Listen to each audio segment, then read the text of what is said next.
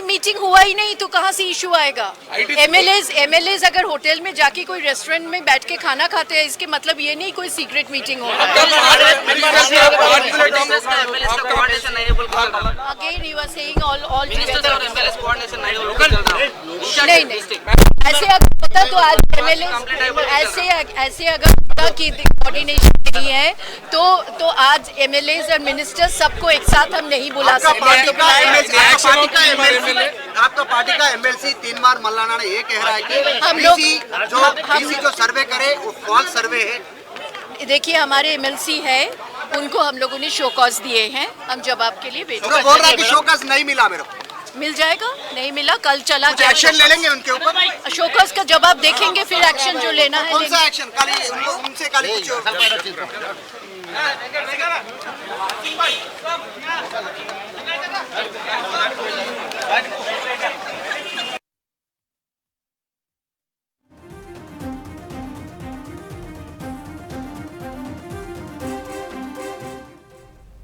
CLP భేటీలో కీలక నిర్ణయాలు తీసుకున్నారు. ఈ నెలాఖరులోగా బీసీ ఎస్సీ సభలు వేర్వేరుగా నిర్వహించాలని నిర్ణయించారు. సూర్యాపేటలో నిర్వహించనున్న బీసీ సభకు రాహుల్ గాంధీని ఆహ్వానించాలని నిర్ణయించారు. మెదక్లో ఎస్సీ సభ పెట్టి ఖర్గేను ఆహ్వానించాలని సీఎల్పీ నిర్ణయించింది. ఇద్దరు నేతలను ఆహ్వానించేందుకు ముఖ్యమంత్రి ఢిల్లీ వెళ్తున్నారని పీసీసీ చీఫ్ ప్రకటించారు.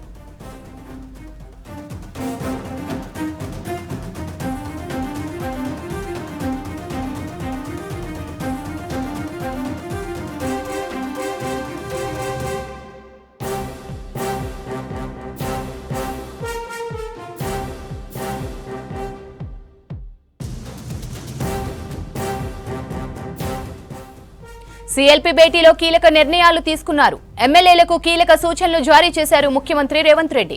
రాబోయే గ్రామ పంచాయతీ ఎన్నికలు ప్రతిష్టాత్మకంగా తీసుకోవాలని చెప్పారు.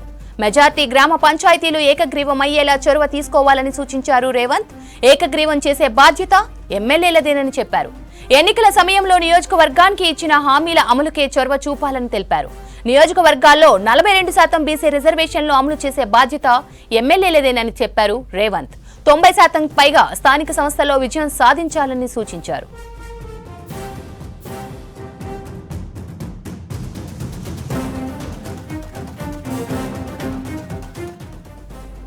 ఇదే విషయంపై మరింత సమాచారం షరీఫ్ అందిస్తారు. షరీఫ్, సీఎల్పీ భేటీలో సీఎం రేవంత్ ఎమ్మెల్యేలకు కీలక సూచనలు చేసినట్లు తెలుస్తోంది, అప్డేట్స్ ఏంటి?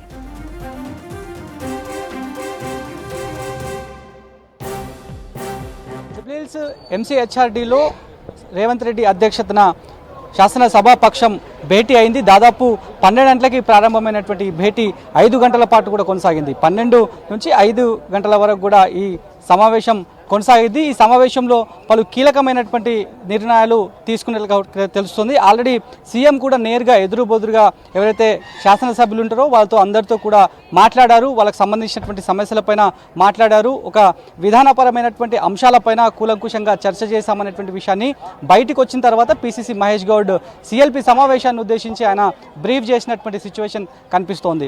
సీఎం చాలా క్లియర్గా చెప్పారు, లోకల్ బాడీ ఎన్నికలు సమీపిస్తున్నాయి, ఎమ్మెల్సీ ఎన్నికలు సమీపిస్తున్నాయి కాబట్టి పూర్తి స్థాయిలో సిద్ధంగా ఉండాలి, ఎన్నికలకి సిద్ధంగా ఉండాలి. పీసీసీ కార్యవర్గం కూడా ఉండబోతోంది. మరో 10 రోజుల్లో డెడికేషన్ కమిషన్కి సంబంధించినటువంటి పూర్తి నివేదిక కూడా ప్రభుత్వానికి చేరబోతోంది. కాబట్టి వీటన్నిటిని దృష్టిలో పెట్టుకొని గ్రౌండ్ లెవెల్లో పార్టీని బలోపేతం చేయాలి. పార్టీ నిర్మాణం, గవర్నెన్స్ ఎట్లనైతే అందిస్తున్నామో, మేనిఫెస్టోలో పెట్టిన అంశాలను ఎట్లయితే ఒకటొకటిగా అమలు చేస్తూ వస్తున్నామో ఆ అంశాలన్నింటినీ కూడా గ్రామ స్థాయి నుంచి మండల స్థాయి నుంచి పూర్తి స్థాయిలో జనాల్లోకి వెళ్ళేలాగా ప్రయత్నాలు చేయాలనేటువంటి అంశాన్ని కూడా చెప్పినట్లుగా కూడా చెప్పారు. నేరుగా సీఎం దాదాపు గంట పాటు శాసనసభ సభ్యులను అందరినీ ఉద్దేశించి మాట్లాడినట్టుగా కూడా తెలుస్తోంది. ప్రధానంగా ఆయన ఒకటే మాట చెప్పారు, ఇప్పుడు లోకల్ బాడీ ఎన్నికలు అదేవిధంగా చారిత్రక ఘట్టంగా చెప్తున్నాం. అగ్రనేత రాహుల్ గాంధీ ఇచ్చిన మాట పిలుపు మేరకు ఈ 2 ప్రధానమైనటువంటి నివేదికలను పూర్తి చేశాము. ఆల్రెడీ సభలో చట్టం చేసుకున్నాము, జీవోను కూడా తీసుకొచ్చాం. కాబట్టి వీటికి సంబంధించినటువంటి ఫీడ్బ్యాక్ని అంతా కూడా జనాల్లోకి తీసుకువెళ్ళాలి. స్థానిక సంస్థల్లో 42% రిజర్వేషన్ల ప్రాతిపదికన ఇవ్వాల్సినటువంటి బాధ్యత పూర్తిగా ఎమ్మెల్యేల పైనే ఉంటుంది అనేటువంటి అంశాన్ని కూడా చెప్పారు. దాదాపు 90% అంతా కూడా మనమే క్లీన్ స్వీప్ చేయాలి. కాంగ్రెస్ పార్టీ ఘన విజయం సాధించాలనేటువంటి ఒక దిశానిర్దేశం చేసినటువంటి సిచ్యువేషన్. మరోవైపు గత కొద్ది రోజుల నుంచి కూడా ఎమ్మెల్యేల రహస్య భేటీకి సంబంధించి చర్చ జరుగుతోంది. అలాంటి చర్చ అనేది సరైనది కాదు, వేరే రకంగా ఇదంతా కూడా ప్రొవోకేట్ అవుతుంది అనేటువంటి అంశాన్ని ప్రస్తావనకు వచ్చినట్లుగా కూడా తెలుస్తోంది.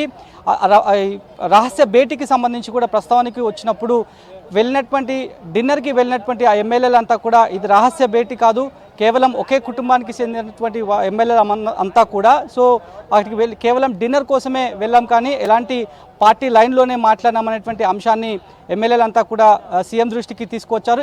ఈ సమయంలోనే సీఎం కలగజేసుకొని ఒకవేళ మీకు వ్యక్తిగతంగా ఏమైనా సమస్యలు ఉంటే పీసీసీ అందుబాటులో ఉంటారు, లేదంటే ఇన్ఛార్జ్ ఏఐసీసీ ఇన్ఛార్జ్ దీపాదాస్ మున్సి అందుబాటులో ఉంటారు, మీ స్థానికంగా ఉన్నటువంటి ఇన్ఛార్జ్ మంత్రి అందుబాటులో ఉంటారు, లేదంటే నాకు నేరుగా వచ్చి మీకు సంబంధించినటువంటి సమస్యను చెప్పొచ్చు, లేదు ఈ ఎవరికి కూడా మేము చెప్పమంటే నేరుగా అగ్రనేతలకు మీకు సంబంధించినటువంటి వివరాలు ఏమైనా చెప్పాలని మీరు భావిస్తే అపాయింట్మెంట్ నేనే దగ్గరుండి ఇప్పిస్తా, మీరే వెళ్ళి ఏం చెప్పాలనుకున్నా అక్కడ చెప్పొచ్చు, నేను పూర్తి స్థాయిలో మీకు ఫ్రీడమ్ ఇస్తున్నాను అనేటువంటి కామెంట్ని అందరూ ఎమ్మెల్యేని ఉద్దేశించి ఆయన చెప్పారు. మరోవైపు అనిరుద్ రెడ్డికి సంబంధించినటువంటి అంశం మొన్నటి నుంచి కూడా హాట్ టాపిక్గా మారింది. అనిరుద్ రెడ్డి కూడా బయటకు వచ్చి మీడియాతో ఇంటరాక్ట్ అయ్యారు.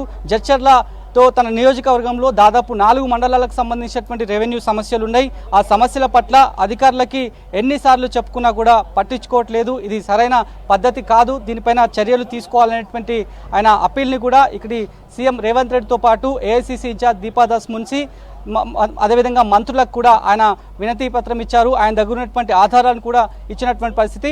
మరొక అంశాన్ని ఆయన చాలా గట్టిగా చెప్తున్నారు. అనిరుద్ రెడ్డి మీడియాతో బయటకు వచ్చి మాట్లాడినప్పుడు కూడా ఆయన అదే చెప్తున్నారు, సీలింగ్ ల్యాండ్లకు సంబంధించి భూ ఆక్రమణలు బీఆర్ఎస్ హయాంలో ఎక్కువ శాతం జరిగాయి, వాటికి సంబంధించినటువంటి ఆధారాలన్నీ కూడా నా దగ్గర ఉన్నాయి.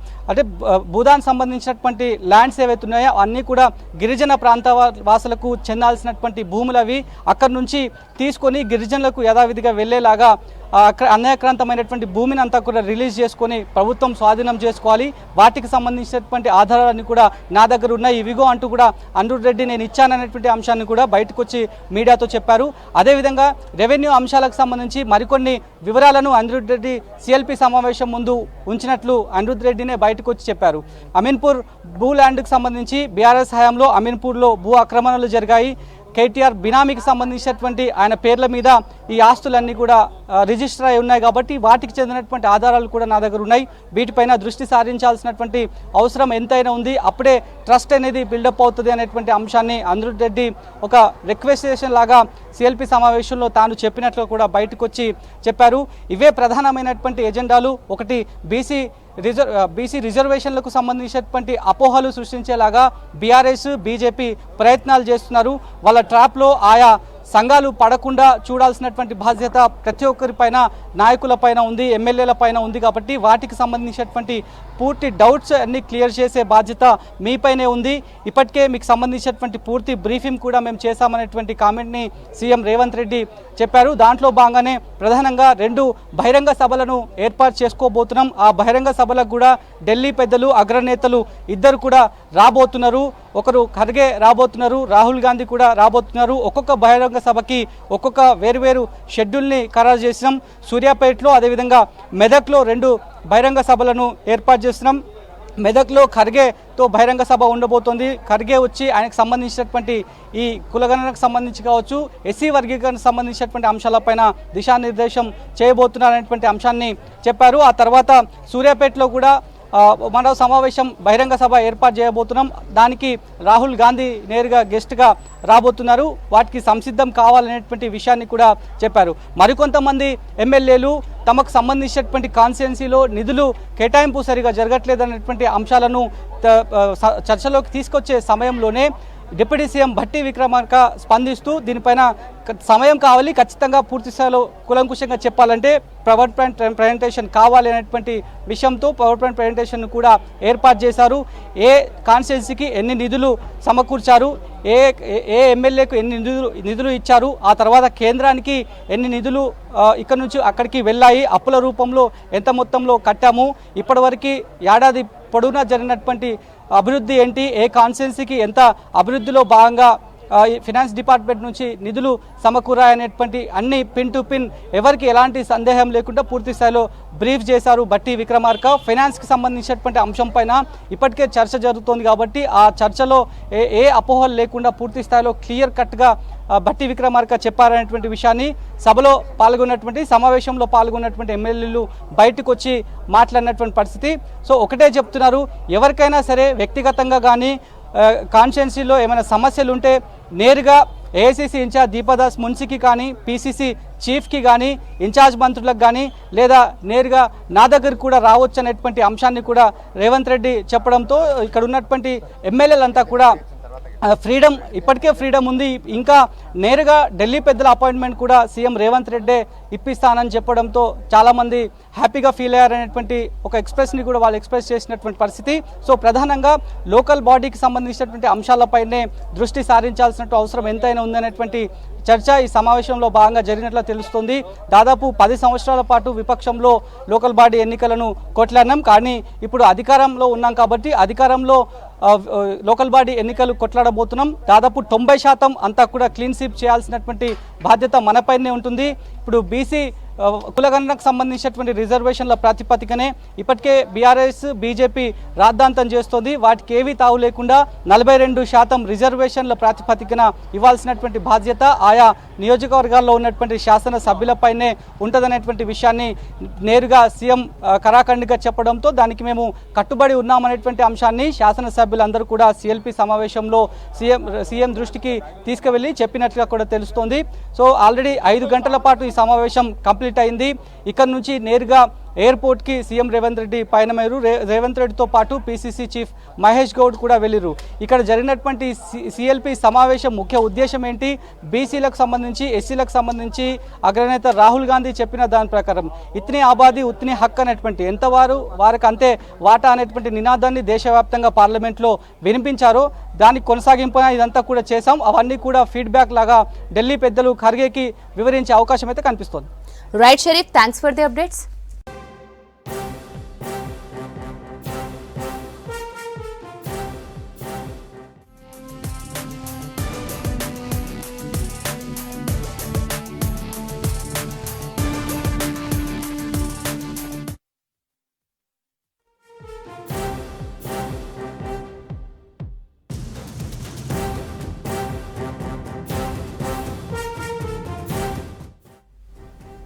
సిఎల్పి భేటీలో కీలక నిర్ణయాలు తీసుకున్నారు. ఈ నెలాఖరులోగా బీసీ ఎస్సీ సభలు వేరువేరుగా నిర్వహించాలని నిర్ణయించారు. సూర్యాపేటలో నిర్వహించనున్న బీసీ సభకు రాహుల్ గాంధీని ఆహ్వానించాలని నిర్ణయించారు. మెదక్లో ఎస్సీ సభ పెట్టి ఖర్గేను ఆహ్వానించాలని సిఎల్పి నిర్ణయించింది. ఇద్దరు నేతలను ఆహ్వానించేందుకు ముఖ్యమంత్రి ఢిల్లీ వెళ్తున్నారని పీసీసీ చీఫ్ ప్రకటించారు.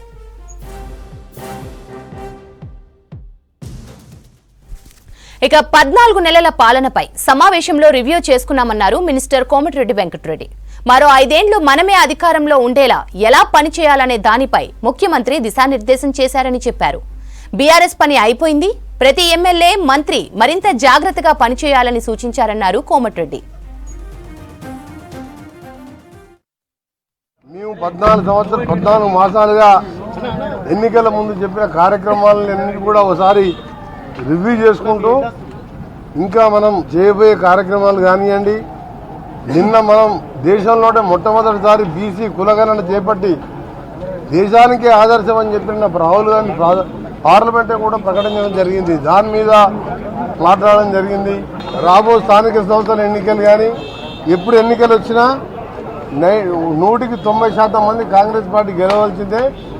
ఇవాళ బీఆర్ఎస్ పార్టీ అనేది లేనే లేదు తెలంగాణలో.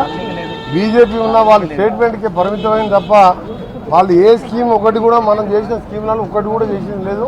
పార్టీ బలోపేతం మళ్ళా వచ్చే 5 ఏళ్ళు కూడా మన ప్రభుత్వం అధికారంలో ఉంటుంది కాబట్టి ఇప్పటికెళ్ళి జాగ్రత్తగా ఉండాలని.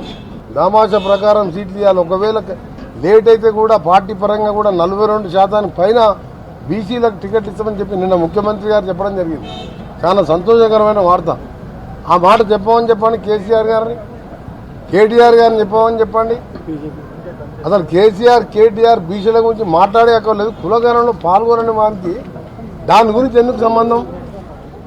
అరే మీరు ఆయన ముఖ్యమంత్రి, పర్మనెంట్ జాతీయ అధ్యక్షుడు, కేసీఆర్ గారి ఆ పార్టీకి బీఆర్ఎస్ పార్టీకి వర్కింగ్ ప్రెసిడెంట్ ఆయన కొడుకే, నెంబర్ 2 మినిస్టర్ ఆయన అల్లుడే.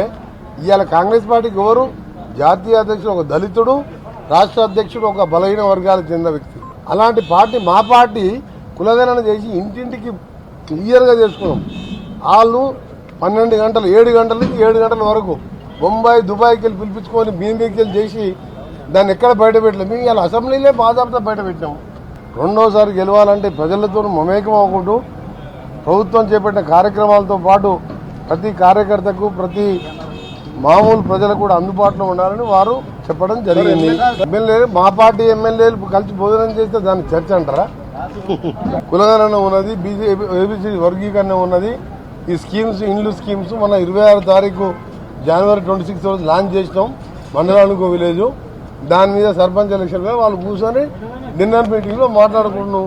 దాన్ని రాజకీయంగా మీరు దాన్ని సరే ప్రతిపక్షాలంటే వాళ్ళకి ఏం పని లేదు 10 ఏళ్ళు వాళ్ళు చేసింది లేదు, చెప్పేది లేక దీని గురించి సోషల్ మీడియాలో ఏదో మాట్లాడుతున్నారు. మీరు సోషల్ మీడియాలో ఎవరు నమ్మకండి. కాంగ్రెస్ పార్టీ అందరూ ఒక కుటుంబం, సీఎం గారి నుంచి మొదలుపెట్టి ఒక కుటుంబం. ఆ కుటుంబాలు అంతే ఉంటాయి. చిన్న కుటుంబంలో నలుగురు ఉంటేనే అప్పుడప్పుడు చిన్న డిస్ప్యూట్లు వస్తాయి. దాన్ని మేము ఇంటర్నల్గా పరిష్కరించుకుంటాం తప్ప ఈరోజు జరిగింది మాత్రం ప్యూర్గా తెలంగాణలో 99% జిల్లా పరిషత్ కైవసం చేసుకోవాలి. ఎంపీటీసీలు, జడ్పీటీసీలు, సర్పంచులు అది 15 రోజులు 20 రోజులు ఎన్నికలు ఎప్పుడు వచ్చినా గెలవాలని ముఖ్యమంత్రి గారు తన ప్రసంగంలో చెప్పడం జరిగింది. రాష్ట్రాల అధికారాలను కుదించే కుట్రలో భాగమే యూజీసీ కొత్త రూల్స్ అన్నారు ఎమ్మెల్సీ కోదండరాం. ఈ కొత్త రూల్స్ అందరం ముక్త కంఠంగా ఖండించాలన్నారు. యూజీసీ రూల్స్ అమల్లోకి వస్తే కేంద్రం చుట్టూ తిరగాల్సి వస్తుందన్నారు. చిన్న పోస్టులకు కూడా యూజీసీ కేంద్రం చేతుల్లోకి వెళ్లిపోతాయని చెప్పారు. అనేక ఆలోచనలకు యూనివర్సిటీలు కేంద్రాలుగా ఉండాలని చెప్పారు. యూజీసీ రెగ్యులేషన్స్ రాష్ట్ర ప్రభుత్వాల స్వయం ప్రతిపత్తికి గొడ్డలి పెట్టు లాంటివి. ఇవి రాష్ట్ర వ్యవహారాల్లో మితిమీరిన జోక్యంగా పరిణమించగలదు. ఇట్లాంటి వాటిని ఆమోదించడానికి వీల్లేదు. రెండో పాయింట్ నేను చెప్పదలుచుకుంది, వాస్తవానికి యూజీసీ లాంటి వ్యవస్థ యూనివర్సిటీల స్వయం ప్రతిపత్తి పరిరక్షణ కోసం ఏర్పడింది. యూజీసీ లేకపోతే యూనివర్సిటీలు కేంద్ర ప్రభుత్వ అధికారుల చుట్టూ తిరగవలసిన దుస్థితి ఏర్పడుతుందనే లక్ష్యంతో మొత్తం నిధుల కేటాయింపుకు దీన్ని ఒక వ్యవస్థను ఏర్పాటు చేశారు. అట్లాంటి వ్యవస్థనే ఇవాళ రాష్ట్రాల స్వయం ప్రతిపత్తిని, యూనివర్సిటీల స్వయం ప్రతిపత్తిని దెబ్బగొట్టడానికి ఉపయోగించటం శోచనీయమైన విషయం. తప్పనిసరిగా దీన్ని అందరం కూడా ముక్త కంఠంతో ఖండించాల్సిందే. మూడవది చాలా కీలకమైన విషయం ఏంటంటే, ఇప్పటి వరకు కూడా కేంద్ర ప్రభుత్వం యూజీసీ ద్వారా కానీ ఒక రాజకీయ అభిప్రాయం కలిగిన వాళ్ళను, సిద్ధాంతాన్ని ఆమోదించే వాళ్ళను మాత్రమే ప్రోత్సహిస్తూ వస్తున్నాయి. మా మిత్రులు సెంట్రల్ యూనివర్సిటీల్లో పనిచేసే వాళ్ళు చాలా స్పష్టంగా చెప్తున్నారు, స్క్రీనింగ్ అనేక స్థాయిల్లో జరుగుతుంది. ప్రతి స్థాయిలో కూడా వారికి ఉన్న పార్టీలు రాజకీయ అభిప్రాయాలనే ప్రాతిపదికగా తీసుకొని వాళ్ళని ఎంపిక చేస్తూ ఉన్నారు. మా చేతిలో ఏం లేదని, నేనేదో విషయంలో పలానా మిత్రుడు అప్లై చేసిండు, చాలా చిన్న పోస్టు, ఏమన్నా అవకాశం ఉంటే పరిగణలోకి తీసుకోండి అని చెప్పిన. చెప్తే మా చేతిలో ఏమీ లేదు, ప్రతి స్థాయిలో కూడా రాజకీయ నిర్ణయమే, మా చేతిలో ఏం లేదని. అట్లాంటి రాజకీయ నిర్ణయాలకు తావిచ్చేటువంటి రెగ్యులేషన్స్ తప్ప ఇది వేరొకటి కాదనేది కూడా మనం స్పష్టంగా గుర్తించాలి. అందుకని ఈ కారణం చేత వీటిని స్పష్టంగా మనందరం వ్యతిరేకించాలి.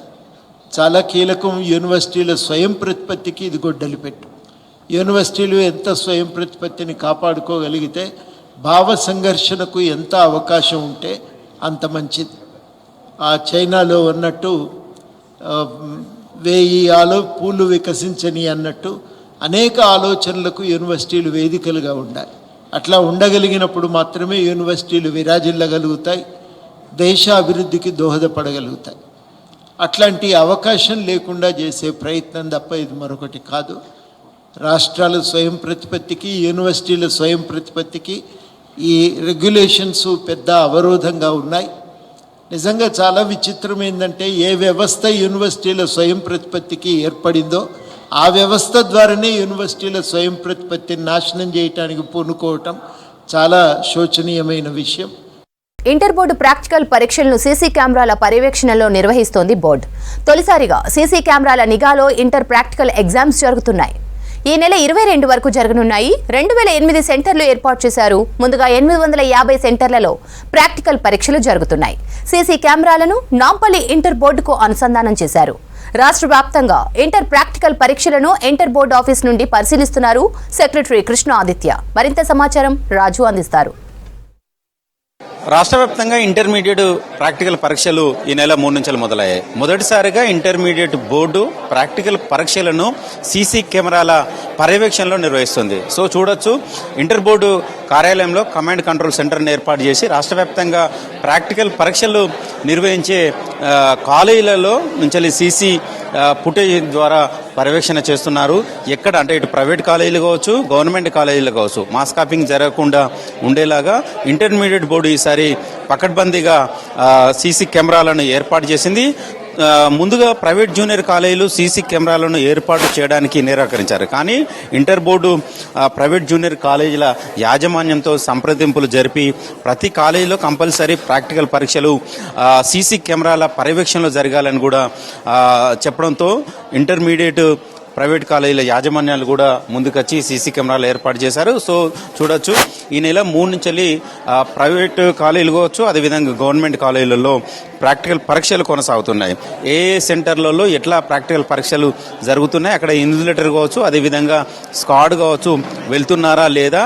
కొన్ని ప్రైవేట్ కాలేజీలు వాస్తవంగా ప్రాక్టికల్ పరీక్షల విషయంలో నిర్లక్ష్యం చేసేవి. కానీ ప్రైవేట్ కాలేజీలో చదివే విద్యార్థులకు కావచ్చు, పిల్లలకు కావచ్చు ఎక్కువగా మార్కులు వచ్చాయి, అక్కడ ప్రాక్టికల్ పరీక్షలు నిర్వహించకుండా కూడా మేనేజ్ చేసేవారు అనే ఒక ఆరోపణ ఉండేది. కానీ అలాంటి ఆరోపణలు, అలాంటి అపవాదులను చెక్ పెట్టడానికి ప్రైవేట్ జూనియర్ కాలేజీలో కూడా అలాంటి అక్రమాలకు చెక్ పెట్టడానికి ఈసారి ఇంటర్ బోర్డు ప్రత్యేకంగా సీసీ కెమెరాలను ఏర్పాటు చేసి పర్యవేక్షణ చేస్తుంది. ఈ సీసీ కెమెరాల నిఘాలో పర్యవేక్షణలో ప్రాక్టికల్ పరీక్షలు నిర్వహిస్తున్నారు. ఎట్లా ఉంది రెస్పాన్స్, ఎట్లా ఉంది? ప్రాక్టికల్ పరీక్షలు ఏ విధంగా జరుగుతున్నాయి? అంటే ఇంటర్మీడియట్ బోర్డు ఒక first time in the history that we have అంటే సీసీ కెమెరాలు పెట్టి పిల్లలకి అందరికి కూడా ప్రాక్టికల్స్ చేస్తున్నారా లేదా, సరిగ్గా అవుతున్నదా లేదా, పిల్లలకు న్యాయం జరుగుతుందా లేదా అనే విధంగా ఈ నిర్ణయం తీసుకొని పెట్టి ఇప్పుడు 3 రోజులు అయింది. ఫస్ట్ స్పెల్లో మనకు దాదాపు 850 సెంటర్లు ఉన్నాయి. అన్ని 850 సెంటర్లలో ఈ సీసీ కెమెరాలని మేము మానిటర్ చేస్తున్నాము. ఎక్కడ కూడా మాకు ఎలాంటి అంటే పిల్లలకి ఇబ్బంది కావడమో లేకపోతే ఇంకేదైనా ఎగ్జామినర్స్ విషయంలో కానివ్వండి అలాంటి ఏమైనా కంప్లైంట్స్ వస్తే త్వరగా మేము చూసుకోగలుగుతున్నాం అనమాట దీని ద్వారా. సో ప్రాక్టికల్గా పిల్లలకు కూడా ప్రాక్టికల్స్ బాగా చేయిస్తున్నారు కాలేజెస్ వాళ్ళు. అది మనం లైవ్గా చూస్తున్నాము. పిల్లలు చాలా బాగా చేస్తున్నారు ఎగ్జామ్స్. ఎక్కడ కూడా మనకి ఎలాంటి ఇప్పటి వరకు ఏది కంప్లైంట్స్ అయితే రాలేదు. సో దీని ద్వారా మనం గవర్నమెంట్ ఏదైతే transparency and skill development, skill improving to the students, practical skills improve చేయడానికి మాత్రమే ఈ నిర్ణయం తీసుకున్నాము. అంటే 3 దశలుగా 3 బ్యాచ్లుగా ప్రాక్టికల్ పరీక్షలు నిర్వహించబోతున్నారు. అంటే మొత్తం ఎంతమంది స్టూడెంట్స్ ప్రాక్టికల్ పరీక్షలు అటెండ్ కాబోతున్నారు? అంటే ఒక్కొక్క దశలో ఎంతమంది స్టూడెంట్స్కు ప్రాక్టికల్ పరీక్షలకు సంబంధించిన ఆర్టికల్ డిస్ట్రిబ్యూట్ చేశారు? మొట్టమొదట మనకు ఎప్పుడు కూడా ప్రాక్టికల్స్ అనేది ఫిబ్రవరి నెల అంతా 4 స్పెల్స్లో జరుగుతుంది. ఫస్ట్ స్పెల్లో ఒక 850 సెంటర్లు ఉన్నాయి. టోటల్గా చూసుకుంటే మనకు జనరల్ ఒకేషనల్ కలిపి ఒకేషనల్ కూడా ప్రాక్టికల్స్ జరుగుతాయి. సో 2008 సెంటర్లు ఉన్నాయి. ఆ 2008లో మొదటి విడతగా మనము ఒక 850 సెంటర్లో ప్రాక్టికల్స్ జరుపుతున్నాము. టోటల్ 850 సెంటర్లు కూడా ఇప్పుడు అంతా మన సీసీ కెమెరా పర్యవేక్షణలో బాగా జరుగుతుంది. అలాగే సెకండ్ స్పెల్ కూడా 820 సెంటర్లు ఉన్నాయి. అందులో కూడా సేమ్ పద్ధతి పాటిస్తున్నాము. థర్డ్ స్పెల్ కూడా 800 ఆడ్ సెంటర్స్ ఉన్నాయి. అలాగే లాస్ట్ మిగిలిపోయిన పిల్లలు ఎవరైనా ఉంటే 4th స్పెల్లో వస్తారు. సో టోటల్ ప్రక్రియ అంతా కూడా ఫిబ్రవరి 22 వరకు అయిపోతుంది మనకు ప్రాక్టికల్స్. ఆ తర్వాత 10 days గ్యాప్ తర్వాత మనకు థియరీ కూడా స్టార్ట్ అవుతుంది. థియరీకి కూడా ఇలాగే సీసీ కెమెరాలు పెట్టి మానిటర్ చేయదలుచుకున్నాము. అంటే మనకు పేపర్ లీకేజ్ కానీ ఇంకా వేరే ఎలాంటి అవాంతరాలు జరగకుండా సెంటర్లో పీస్ఫుల్గా ఉండడానికి ఈ నిర్ణయం తీసుకున్నారు పెద్దలందరూ. So it's good. ముందుగా ప్రైవేట్ జూనియర్ కాలేజీలు కొంత సీసీ కెమెరాలు ఏర్పాటు చేయడానికి ఇబ్బంది పెట్టారు. తర్వాత వాళ్ళని ఏ విధంగా లైన్లోకి తీసుకొచ్చారు? వాళ్ళ కాలేజీలో ఏ విధంగా సీసీ కెమెరాలను ఇన్స్టాల్ చేశారు? వాళ్ళంతా కూడా ఫస్ట్ అంటే ఇది ఏదో భయంగా అనుకున్నారు. సీసీ కెమెరాలు పెట్టి మమ్మల్ని ఏదో పిల్లల్ని అలా భయాందోళన అలా కాదండి. ఇది కేవలం ఓన్లీ టు ప్రాక్టికల్స్ చేయించారా లేదా పిల్లల్ని అనే దృష్టిలో పెట్టుకొని మాత్రమే వాళ్ళకు కూడా అర్థమైంది. అందరూ సహకరించారు. వాళ్ళు కూడా ఈ విషయాన్ని లేదండి ఇది చాలా చక్కటి నిర్ణయం, మేము కూడా సహకరిస్తామన్నారు. అలాగే జరిగింది. చాలా స్మూత్గా జరుగుతుంది, ఇబ్బంది ఏం లేదు. మొదటిసారిగా నిర్వహిస్తున్న సీసీ కెమెరాల నిఘాలో పరీక్షలకు ఇటు ప్రైవేట్ జూనియర్ కాలేజీలు కావచ్చు, విద్యార్థుల నుంచి కావచ్చు మంచి రెస్పాన్స్ వస్తుంది అని చెప్తున్నారు. ఎప్పటికప్పుడు మానిటరింగ్ కూడా చేస్తున్నామని ఇంటర్ బోర్డు అధికారులు అయితే చెప్తున్నారు. సో ఇది ఇక్కడ ఇంటర్ బోర్డుకు సంబంధించిన అప్డేట్. వీడియో జర్నలిస్ట్ శ్యామ్తో రాజు, V6 news, Nampally inter board నుండి. కందుల కొనుగోళ్లలో వ్యాపారులు నిర్ణయించిన రేటుకే పంట అమ్ముకోవాల్సిన దుస్థితి. దిగుబడి, మద్దతు ధరతో సంబంధం లేకుండా దళారులు తక్కువ ధరకు పంట కొంటున్నారని ఆరోపిస్తున్నారు రైతులు. సీజన్కు ముందు బహిరంగ మార్కెట్లలో కందులకు ఎక్కువ ధర ఉందని, ఇప్పుడు కందుల మార్కెట్కు రావటం మొదలయ్యాక ధర తగ్గించేశారని ఆవేదన వ్యక్తం చేస్తున్నారు. మార్క్ఫెడ్ అధికారులు కొనుగోలు కేంద్రాలు ఏర్పాటు చేసి మద్దతు ధరకు పంట కొనాలని డిమాండ్ చేస్తున్నారు.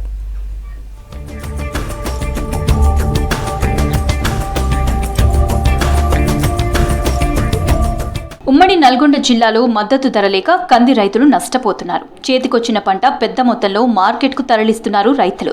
దీంతో దళారులు కుమ్మక్కై ధర తగ్గించాలని ఆరోపణలు వస్తున్నాయి.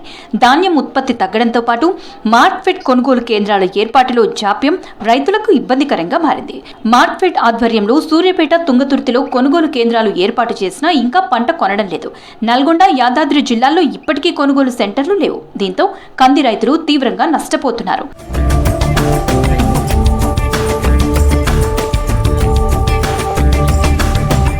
కందులకు క్వింటాల్కు 7,550 రూపాయల మద్దతు ధర నిర్ణయించింది ప్రభుత్వం. కానీ ఒక్క సూర్యాపేట మార్కెట్లో తప్ప ఎక్కడా మద్దతు ధర లేదంటున్నారు రైతులు. నల్గొండ, హాలియా, నకరికల్, భువనగిరి, ఆలేరు, మోత్కూర్లో క్వింటా ధర 5,500 రూపాయల నుంచి 6,000 వరకు ఉందని చెప్పారు. సూర్యాపేటలో మార్క్ఫెడ్ కేంద్రం ఏర్పాటు చేయడంతో అక్కడ మద్దతు ధర ఉందని తెలిపారు. ఇక ఉమ్మడి జిల్లాలో ఈ సీజన్లో 10,326 ఎకరాల్లో కంది సాగు చేయగా 48,020 క్వింటాల కందుల దిగుబడి వస్తుందని అంచనా వేస్తున్నారు అధికారులు. ఏమన్నా వాళ్ళు ఏం చెప్పినా వింటలేరు. వాళ్ళు ఏంది వాళ్ళు చెప్పిరు అంతే పడుతున్నాయి. ఇప్పుడు రేటు మినులు ఎంత రావట్లేదు. కందులు రేటు తగ్గినాయమ్మా అంటారు, రేటు తగ్గినాయి అంటారు. ఇప్పుడు కొద్దిగా ఎక్కువ కావాలంటున్నా. 7,800 7,800 పడ్డది. అది 7,700 7,600 అయినా పడాలి. మంచి గిట్టుబాటు ధర కావాలి. ఒక 8,000 7,000 కనీస ధర అన్న ఒక 7,000-8,000 మధ్య ఉన్న చాలు.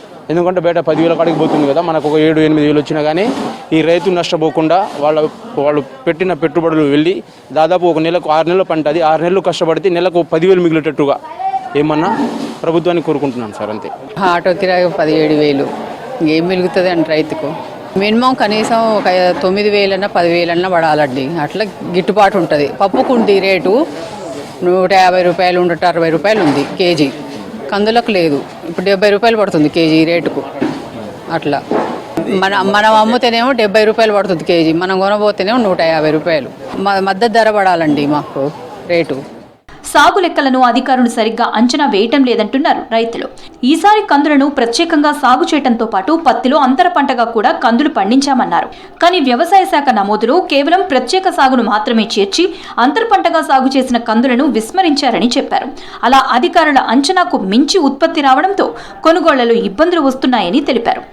కందులు 2 ఎకరాలు ఎత్తే 3 క్వింటాలన్నర అయినాయి సార్. రేటు లేదు, తక్కువ రేటుకు పోతున్నాయి. రైతు గిట్టుబాటు ఉండాలంటే కొద్దిగా ఎక్కువ రేటు పలకాలి. పెట్టుబడులు కూడా పోలేదు సార్. ఇక రైతులకి గిట్టుపడట్లే ఈ రేట్లు. ఈ 2 ఎకరాలు వేసిన 8 బస్తాలు అయినాయి. ఏది రేటు ఏం లేదంటారు. ఇన్నాళ్ళు 10,000 9,000 పడేది. ఇప్పుడు అది లేదు, ఇది లేదు. 6,000 7,000 అంటారు. కానీ ఇప్పుడు ఆ 7,000 కూడా లేదు, 6,000 అంటుండు కదా సారు. ఇక ఆడ పోసిరు చూసుకుంటారు. చూసుకొని నీళ్ళు సార్లు చూసి అది చూసి ఇక రేటు ఇంకా కాగితం పెట్టలేదు. ఎంత పడుతుందో తెలియదు. గిట్టుబాటు ధర ఆడిది, గిట్టుబాటు ధరలేదు పాడలేదు. ప్రభుత్వ మద్దతు ధర కంటే బహిరంగ మార్కెట్లోనే కందులకు ఎక్కువ ధర ఉందని, అందుకే నల్గొండలో కొనుగోలు కేంద్రాలు ఏర్పాటు చేయలేదంటున్నారు అధికారులు. రైతులకు మద్దతు ధర ఇప్పించేందుకు కృషి చేస్తామని తెలిపారు. నల్గొండలో మార్క్ఫెడ్ కేంద్రాన్ని అందుబాటులోకి తెస్తామని, ఓపెన్ మార్కెట్లో తక్కువ ధర ఉంటే పంట అమ్ముకోవద్దని సూచిస్తున్నారు అధికారులు. ఒక 4 క్వింటాలు వేసుకున్నా మనకు ఎకరానికి 4 నుండి 5 క్వింటాలు వేసుకున్నా కానీ మనకు పెద్ద మొత్తంలో అయితే ప్రొడక్షన్ అనేది లేదు. గత 7-8 సంవత్సరాలుగా పల్సెస్ యొక్క ప్రొడక్షను మన జిల్లాలో తగ్గుతూ వస్తుంది. ప్యాడీ యొక్క ప్రొడక్షను ఏరియా పెరుగుతూ వస్తుంది. నీటి లభ్యత పెరగడం వల్ల, అలాగే మిగతా కొన్ని కోతుల ప్రాబ్లము, ఇంకా కొన్ని మేనేజ్మెంట్ ప్రాబ్లమ్స్ వల్ల ఆ క్రాపులు గ్రౌండ్ నట్ కానీ, గ్రీన్ గ్రామ్ కానీ, రెడ్ గ్రామ్ కానీ, ఇంకా మిగతా పల్సెస్ కానీ వాటి యొక్క ఎకరేజీ సాగు చేసే విస్తీర్ణం తగ్గుతూ వస్తుంది. రెడ్ గ్రామ్ కూడా తగ్గుతూనే వస్తుంది. ఈ సంవత్సరం కూడా మనకు చాలా తక్కువ మొత్తంలో సాగు చేశారు. అందులో ఈ పప్పు దినుసుల్లో దాదాపు 40% వాళ్ళ ఇంటి కన్జంప్షన్ కోసమే నిల్వ చేసుకుంటారు.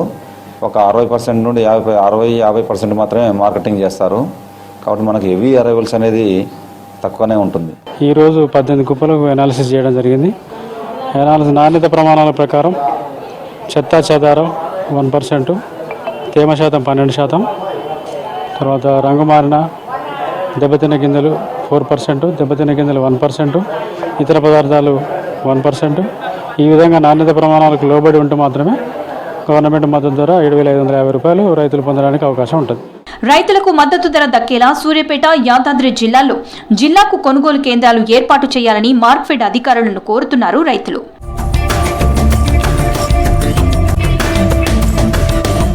సంగారెడ్డి జిల్లాలో ఆలుగడ్డ పంటకు ధరలు బాగా పడిపోయాయి. మొన్నటి వరకు క్వింటా ఆలుగడ్డ ధర 3,000 ఉండగా ఇప్పుడు 1,000 రూపాయలకు పడిపోయింది. పంట చేతికి రావడమే ధర తగ్గడానికి కారణమంటున్నారు రైతులు. దళారులు కలిసి ధర తగ్గించేశారని చెప్తున్నారు.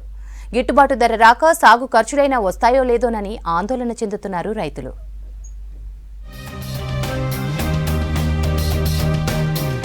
సంగారెడ్డి జిల్లాలో ఆలుగడ్డ రైతులకు అప్పుల బాధలు తప్పేలా లేవు. పంటకు గిట్టుబాటు ధర లేక పెట్టుబడి వరకైనా ఆదాయం వస్తుందో లేదోనని ఆందోళన చెందుతున్నారు రైతులు.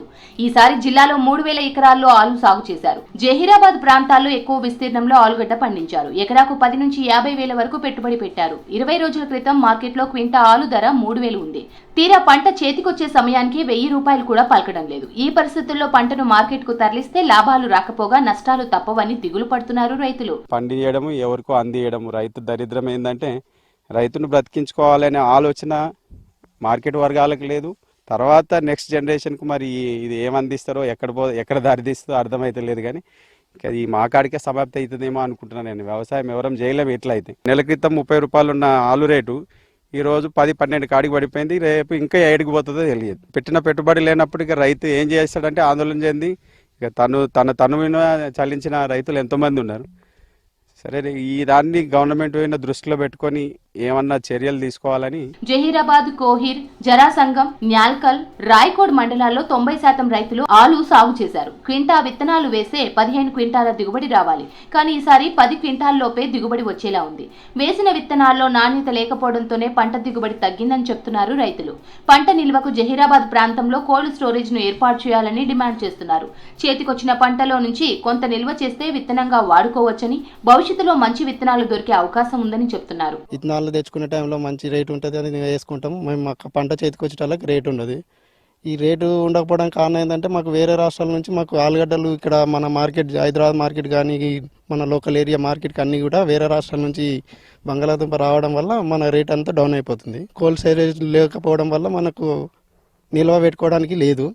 అలాంటి స్టోరేజ్లు మనకు ఉంటే మనం నిల్వ అనేది ఉంచుకోగలుగుతాము. 2-3 నెలల తర్వాత మళ్ళీ రేటు మనకు ఇంప్రూవ్ అయిపోయినాక మనం మళ్ళీ మార్కెట్ చేసుకోగలుగుతాము. దయచేసి కాంగ్రెస్ గవర్నమెంట్లో కొద్దిగా కోర్సులు కట్టిస్తే మాకు లాభదాయకంగా ఉంటుంది. ఆ బ్రోకర్లు ఇచ్చిన సీడ్స్కి వచ్చినాక వేసినాక పంట అయినాక తెలుస్తుంది ఎటువంటి సీడ్ అని చేసి. కొంతమంది రైతులు పోయి మేము పోయి తీసుకొస్తున్నాం ఆగ్రహం నుంచి వెళ్ళని తెలిసి అక్కడ కూడా మాకు కల్తీగా సీడ్ వస్తుంది.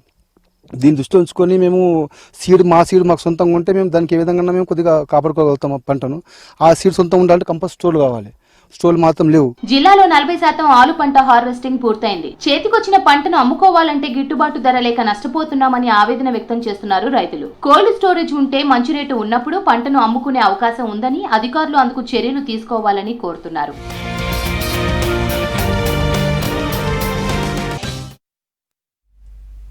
హైటెక్ హంగులు, బహుళ అంతస్తుల భవనం, పాఠశాల ఆవరణలో ఆహ్లాదకరమైన చెట్లు, పూల మొక్కలు, విజ్ఞానం పెంపొందించేలా గోడలపై ఆకట్టుకునే చిత్రాలు, మెరుగైన విద్య, మౌలిక వసతులతో కార్పొరేట్ను తలపిస్తోంది ఓ ప్రభుత్వ పాఠశాల. చదువుతో పాటు ఆటపాటలు నేర్పిస్తూ అన్ని రంగాల్లో విద్యార్థులను మెరుగ్గా తీర్చిదిద్దుతున్న వరంగల్ జిల్లా నర్సంపేటలోని ప్రభుత్వ ప్రాథమిక పాఠశాలపై స్పెషల్ స్టోరీ. వరంగల్ జిల్లా నర్సంపేటలోని మండల పరిషత్ ప్రాథమిక పాఠశాల కార్పొరేట్ స్థాయి వసతులు, మెరుగైన విద్యా బోధనతో ఆదర్శంగా నిలుస్తుంది. ఈ స్కూల్ భవనంలోకి అడుగు పెట్టగానే గేటు లోపల అందమైన పూల మొక్కలు, బయట చెట్లతో ఆహ్లాదకరంగా ఉంటుంది. స్కూల్ గోడలపై స్వాతంత్ర సమరయోధుల చిత్రాలు, నీతి వాక్యాలు అందరినీ ఆకట్టుకోవడంతో పాటు ఆలోచింపచేస్తున్నాయి. స్కూల్లో విద్యార్థులకు ఇబ్బంది లేకుండా టాయిలెట్స్ నిర్మించారు. క్లాస్ రూములో కుర్చీలు, టేబుల్స్, బ్లాక్ బోర్డులు ఏర్పాటు చేశారు. ఇక 1వ తరగతి నుంచి 5వ తరగతి వరకు 350 మంది విద్యార్థులున్న ఈ పాఠశాలలో మొత్తం 9 మంది టీచర్లు విద్యా బోధన చేస్తున్నారు.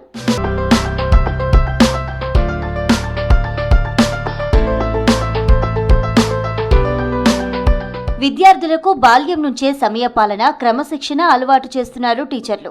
యూనిఫామ్ ధరించి టైంకు స్కూల్కు వచ్చేలా, తోటి విద్యార్థులతో స్నేహపూర్వకంగా, ఉపాధ్యాయుల పట్ల గౌరవంతో మెలిగేలా విద్యార్థులను ఉత్తమంగా తీర్చిదిద్దుతున్నారు. మా స్కూల్ అంటే నాకు చాలా ఇష్టం. 9 లోపు స్కూల్కి రావాలని చెప్తారు, క్రమశిక్షణగా ఉంచుతారు. ప్రతి సాటర్డే సాంగ్స్ పోటీ, డాన్స్ పోటీ, స్క్విజ్ పోటీ కూడా పెడతారు. మా స్కూల్ అంటే మాకు చాలా ఇష్టం. టీచర్లు తమకు చదువుతో పాటు అన్ని రంగాల్లో ప్రోత్సహిస్తున్నారని చెప్తున్నారు విద్యార్థులు. ఆటలు, డాన్సులు నేర్పిస్తారని, టీచర్లు ఎంతో శ్రద్ధగా పాఠాలు చెప్తారని తెలిపారు. మా సార్లు, మా టీచర్లు మంచిగా చదువు చెప్తారు, మంచి పాఠాలు గుతం నేర్పుతారు, గేమ్స్ గుతం ఆడించారు. దాంతో నేను అల్లూరి సీతారామరాజు ఏకపత్ర భిన్నమం గుతం చేశాను. ప్రైజులు గుతం ఇచ్చారు. మా సార్ వాళ్ళు అందరూ మంచిగా మాకు పాఠాలు నేర్పుతారు. రిపబ్లిక్ డే రోజు మంచిగా గేమ్స్ అన్నీ పెడతారు. సార్ వాళ్ళు కూడా మంచిగా చూసుకుంటారు. ప్రైవేట్ స్కూల్ కన్నా ఇంకా బాగుంటుంది. అందుకనే ఈ స్కూల్ అంటే మాకు చాలా ఇష్టం. ఉపాధ్యాయులందరం కలిసికట్టుగా మెరుగైన విద్యా బోధన చేస్తున్నామని చెప్పారు టీచర్లు. అయితే విద్యార్థుల సంఖ్యకు తగ్గట్టుగా క్లాస్ రూములు లేవని, ప్రభుత్వం తరగతి గదులు నిర్మించాలని కోరుతున్నారు టీచర్లు. గ్రౌండ్ అనేది చాలా తక్కువ ఉండడం వల్ల పిల్లల్ని మానసికంగా వాళ్ళు కొంచెం చదువుతో పాటు వాళ్ళకు కొంచెం వ్యాయామం కూడా అవసరము. ఆ ప్రోగ్రామ్ చేయడం అనేది జరగకపోవడం వల్ల పిల్లలకు కొంచెం ఇబ్బందికరంగా, ఇది మంచిగా క్లోజ్గా ఉన్నది. మాకు ఇరిగేషన్ డిపార్ట్మెంట్ వాళ్ళ జాగా ముందున్నది. ఆ స్థలం మాకు మా స్కూల్ కొంచెం కన్వర్ట్ చేసేది ఉంటే దాన్ని యూజ్ చేసుకొని పిల్లలకు అన్ని విధాలుగా అభివృద్ధిలో చేయడానికి. చదువుతో పాటు ఆటపాటలు నేర్పించి అన్ని రంగాల్లో విద్యార్థులను మెరుగ్గా తీర్చిదిద్దుతున్నామని చెప్పారు హెడ్ మాస్టర్ రాజమౌళి.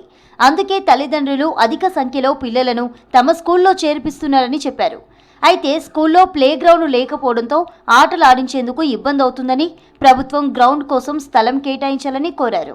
క్లాస్ రూములు 9, తర్వాత ఒక క్లాస్ రూమ్ను వరండాలో కూర్చోబెడుతున్నాము. ఎందుకంటే మాకు తరగతి గది ఒకటి లేదు.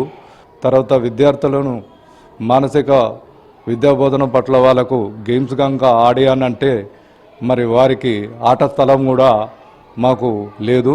అంకిత భావంతో పాఠాలు చెప్తూ విద్యార్థులను ఉత్తమంగా తీర్చిదిద్దుతున్న ఈ పాఠశాల ఉపాధ్యాయులపై ప్రశంసలు కురిపిస్తున్నారు గ్రామస్తులు.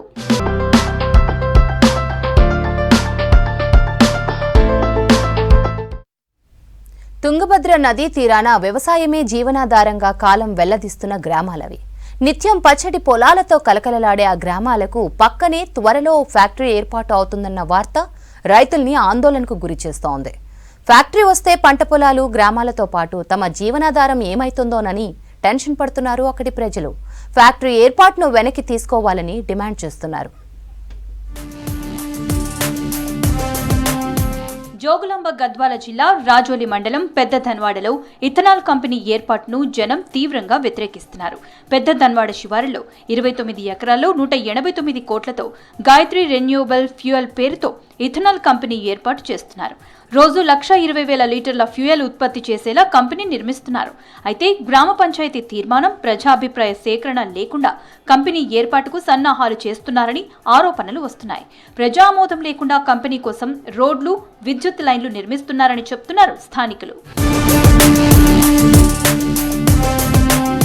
పెద్ద ధన్వాడ చుట్టూ ఉన్న 15 గ్రామాలపై ఇథనాల్ ఫ్యాక్టరీ ప్రభావం పడుతుందని చెప్తున్నారు జనం. కంపెనీకి తుంగభద్ర నది నుంచి నీటి కేటాయింపులు చేశారని, దీంతో సాగు ప్రమాదంలో పడే అవకాశం ఉందని ఆందోళన వ్యక్తం చేస్తున్నారు రైతులు. కంపెనీ వ్యర్థాలను తిరిగి నదిలోకి వదిలితే భూగర్భ జలాలు, వాతావరణం కలుషితమవుతుందంటున్నారు. మొలాసిస్ దుర్గంధం, గాలి, నీరు కలుషితమై పంట పొలాలు దెబ్బతింటాయని, కాలుష్యంతో తాము రోగాల బారిన పడాల్సి వస్తుందని ఆవేదన వ్యక్తం చేస్తున్నారు స్థానికులు. ఎట్టి పరిస్థితుల్లో ఈ ఫ్యాక్టరీని మా పెద్దన్నవాడ గ్రామం నుంచి తరిమి కొట్టాలని కలిసికట్టుగా పోరాడుతున్నాం 12 గ్రామాల రైతులు. సో ఈ ఇథనాల్ ఫ్యాక్టరీని కంపల్సరీ రద్దయ్యే వరకు కూడా మా పోరాటం ఆగదని, ఈ పోరాటం ఇంతటితో స్టాప్ చేయకుండా మేము మా రాజోలి మండలం కానీ, ఐజా కానీ, నెక్స్ట్ సీఎం వరకు కానీ వెళ్ళి మేము కంపల్సరీ ఇథనాల్ ఫ్యాక్టరీని రద్దు చేయిస్తామని. పెద్ద దన్వాడలో నిరుపేద దళితులకు గత ప్రభుత్వం 152 ఎకరాల భూములు కేటాయించింది. ఇక్కడ ప్రస్తుతం పొగాకు, మిరప, వేరుశెనగ, కంది సాగు చేస్తున్నారు రైతులు. ఈ పొలాల పక్కనే ఇథనాల్ ఫ్యాక్టరీ కడుతున్నారని, దీంతో భూములు సాగు చేసుకుని బతికే దళితులకు తీవ్ర అన్యాయం జరుగుతుందని చెప్తున్నారు బాధితులు. ఈ కంపెనీ ఏర్పాటు చేస్తే మా గ్రామాల కాలుష్యమవుతుంది, మాకు రోగాలు వస్తవి, ప్రకృతి పరంగా కూడా మాకు ఇబ్బందులు ఏర్పడతాయి, మా పంట పొలాలు కూడా పంటలు పండకుండా అవుతాయి. అలాగా మాకు ఇక్కడ నుంచి కిలోమీటర్ దూరంలో ఒక వంక ఉన్నది. ఈ ఇథనాల్ ఫ్యాక్టరీ నుంచి వచ్చే రసాయనాలు ఆ వంక ద్వారా వెళ్ళి మాకు తుంగభద్ర అనేది కూడా 1 కిలోమీటర్ ఉన్నది. తుంగభద్రలో కలిస్తే నీరు కూడా కాలుష్యమయ్యి ఈ నీరు కర్నూలు దాటి ఇంకా శ్రీశైలం డ్యామ్ దాకా పోయే అవకాశం ఉంది. కాబట్టి ఇటువంటి రసాయనాలు ఉత్పత్తి చేసే కెమికల్ ఫ్యాక్టరీ మాకు వద్దు. ఫ్యాక్టరీ ఏర్పాటును వ్యతిరేకిస్తూ కొంతకాలంగా పెద్ద తన్వాడతో పాటు పరిసర గ్రామాల్లో ఆందోళనలు కొనసాగుతున్నాయి. పొలాలు, పల్లెలు, నదీ జలాలను కలుషితం చేసే ఫ్యాక్టరీ తమకు వద్దంటున్నారు రైతులు. ఫ్యాక్టరీ ఏర్పాటును నిలిపివేయాలంటూ జిల్లా కలెక్టర్కు, ప్రజాప్రతినిధులకు వినతి చేశారు. తాము ఆందోళనలు చేస్తున్నా గుట్టుచప్పుడు కాకుండా ఫ్యాక్టరీ పనులు కొనసాగిస్తున్నారని ఆగ్రహం వ్యక్తం చేస్తున్నారు. కొందరు అధికారులు ఏం పట్టనట్లు వ్యవహరిస్తున్నారని చెప్తున్నారు స్థానికులు. ఈ కంపెనీ యజమానులు దొడ్డిదారున అనుమతులు తెచ్చుకొని మాకు అన్ని పర్మిషన్లు ఉండవి అని చెప్పడం చాలా దురదృష్టకరమైన విషయము. మరి దీని గురించి ఈ మనుషులకు వచ్చే జబ్బులు, వివిధ రకాల కారణాల వలన క్యాన్సర్ వ్యాధులు, మరి పురుషులకి కూడా శుక్లకళాలు పడిపోవడము, గర్భాలు కూడా దాల్చకపోవడము, మరి ఇటువంటి చెడు కంపెనీ కాబట్టి దీన్ని తరలించడానికి మరి చుట్టుముట్టల గ్రామాలు అన్ని కూడా 12 గ్రామాలు, అన్ని గ్రామాలు కూడా మరి దీని గురించి ప్రతి దినము దీక్షలో పాల్గొంటున్నాయి. ఫ్యాక్టరీ నిర్మాణం ఆపే వరకు ఆందోళనలు చేస్తామంటున్నారు పెద్ద దన్వాడ పరిసర గ్రామాల ప్రజలు.